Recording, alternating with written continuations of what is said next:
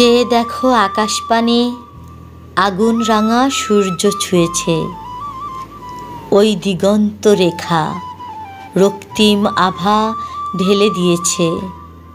ওই আকাশের বুকে কপালে লাল টিপ পড়ে সুন্দরী নদীটি বয়ে চলেছে। শৃঙ্খলা পরায়ণ পাখির দল ফিরছে তাদের নীড়ে। মৃদুমন্দ বাতাস বইছে, সান্ধ্য গন্ধ মেখেছে। প্রকৃতি কত মনোরম, কত বসন্ত সাজে।